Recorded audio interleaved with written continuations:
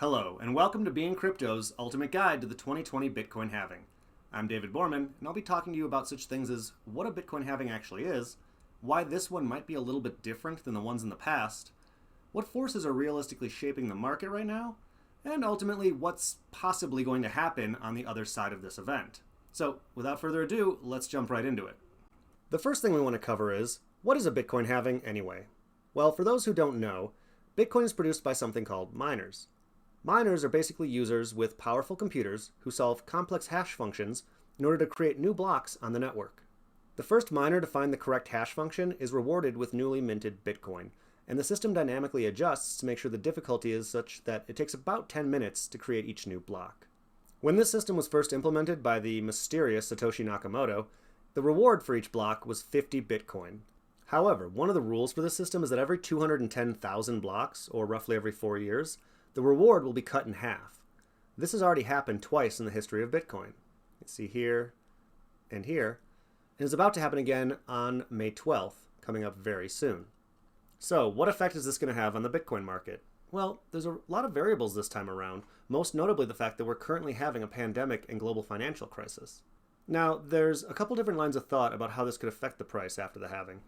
One is that with such a difficult economic time and so many people becoming unemployed, even with government stimuluses, it just doesn't seem likely that a lot of people are going to want to rush to put their money into a speculative asset.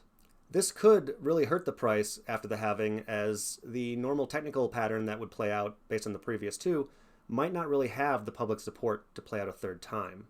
A more optimistic view is that as fiat economies around the world begin to collapse under runaway inflation, Bitcoin and other cryptocurrencies could step up and begin to deliver the promise of a store of value and transfer of value, the likes of which we haven't seen before. This could see many people flocking to Bitcoin and other cryptocurrencies and leaving fiat behind, and this Bitcoin halving could be the catalyst that kicks that off if the world's ready. It's impossible to say which of these scenarios, if either, will really play out. What we can do is look to the past, to the previous two halvings, to get some insight into what might happen based on technical analysis. So let's go look at those right now. Alright, here we have the first Bitcoin halving to occur on November 29th, 2012, denoted here by this red line. And this was at a time when Bitcoin was much smaller and notably less well known. And the first thing I want you to notice is how right in the days and weeks after the halving, we don't see a whole lot of upside, more or less sideways action, maybe a slight bump. But it took several months before there began to be real traction in the price and it started going up. However, note that once we did start to take off, the price never really did come back down to these levels. We never really saw lows like this ever again. All right, now let's look at the second Bitcoin halving.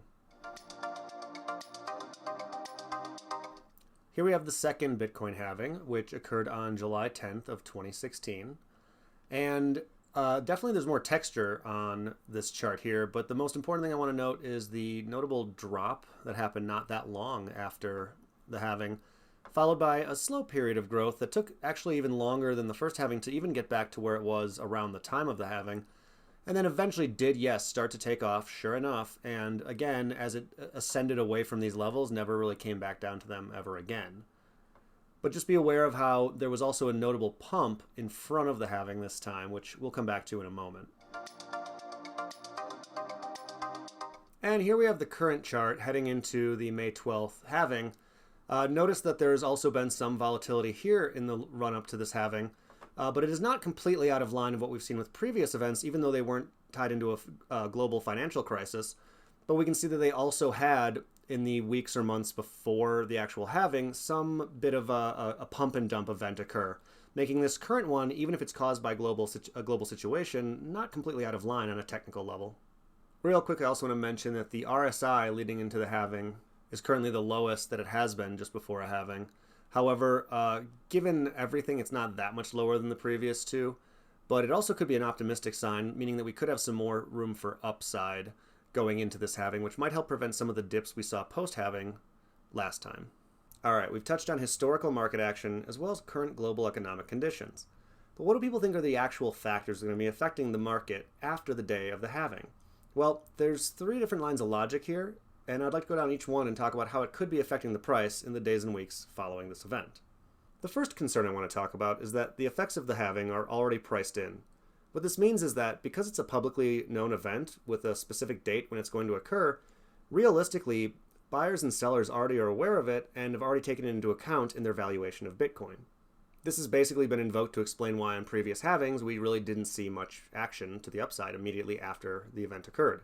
However, given the current economic situation, what could have been a nothing event or basically a flat line for several weeks or months after the halving could either see a little bit more downside or possibly just stay flat for longer than it otherwise would have.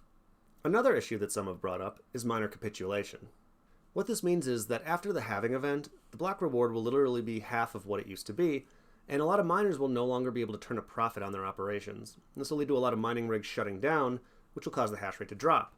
There's also concern that even the miners that do stay on will need to sell some of their stores of Bitcoin in order to stay afloat.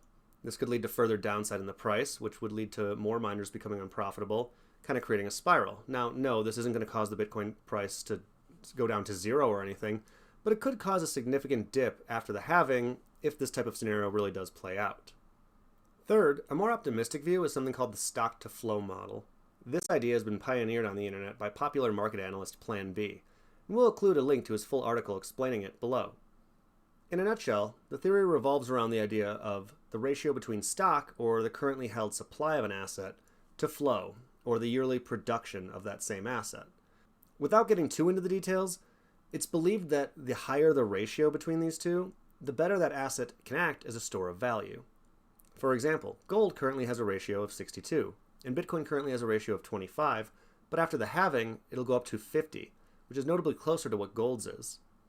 Now, this chart might look a bit confusing, but all you really need to understand is that the multicolored data points here, that's the price of Bitcoin. And it's showing how it correlates to this purple line, which is the stock-to-flow model. Notice how with each halving, the stock-to-flow ratio goes up, and although it takes a little bit of time, Bitcoin so far has always followed. It's obviously too early to say that this model will hold indefinitely, but so far, things are looking pretty optimistic.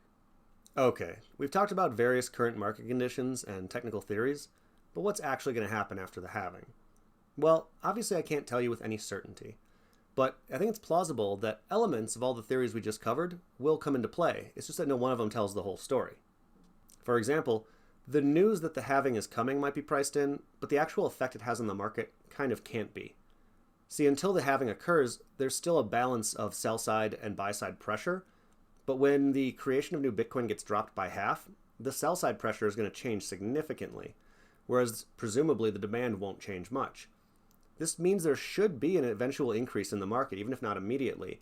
It's kind of just the theory of supply and demand. But again, this can't really be priced in advance. The news can, but not the actual impact that it has on the market. That can't happen until there's less Bitcoin actually being generated. As for the miners, there's absolutely going to be some capitulation after the halving. It's inevitable, and we just saw something similar with the Bitcoin Cash halving that happened not too long ago.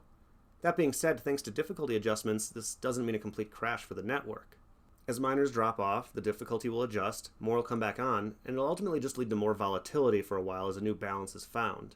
As Andreas Antonopoulos actually recently said to us in an interview we had with him. So if 50% of the mining capacity turned off tomorrow morning, we'd be back where we were in 2018 in terms of hash rate, which was a perfectly healthy level of security for the Bitcoin system. Blocks will slow down to 20 minutes per block. And 4 weeks later, the system will reset and blocks will go back to 10 minutes through a difficulty retargeting. And the 50% of remaining miners who held on for 4 weeks will find themselves twice as profitable. It's really, really simple. That's how it works. Nothing will change. And just look at Bitcoin's hash rate since 2018. While obviously hash rate does have an effect on price, if they were directly correlated, this chart of the hash rate over the last 2 years wouldn't look anything like this. So miners shutting down their rigs is pretty much an inevitability, but that doesn't mean it has to hurt the price of Bitcoin, at least not significantly or in the long run. And then there's the stock-to-flow model. Yes, we do have a lot of reason to believe that this model will hold for the next halving, but keep in mind the market's a lot bigger than it used to be, and so even if the price does rise, it might happen notably slower than it did last time. So don't expect that it'll look just like it did in the previous iteration. Lastly, the effect of this current global crisis can't be overemphasized. We don't know really how it's going to play out or affect Bitcoin. We could definitely see a much more underwhelming performance from this halving simply because there's just not as much money to flow into this market. Alternatively, this really could be Bitcoin's moment to shine. As people realize the need for a deflationary currency, they may begin flocking to crypto like never before. And that could mean that the price action after this halving could blow anything else previously out of the water. Unfortunately, we just don't know. The world's just too volatile right now, and there's not enough historical data. One thing we can say with pretty high degree of certainty, though, is that this will be a pretty historical moment for Bitcoin and all of cryptocurrency. And with that, I'm going to wrap this up. If you'd like to know more about the halving as it approaches, be sure to check us out on BeInCrypto.com for the latest articles, and also check out our trading community on Telegram. Thanks for watching, and we'll see you all again really soon.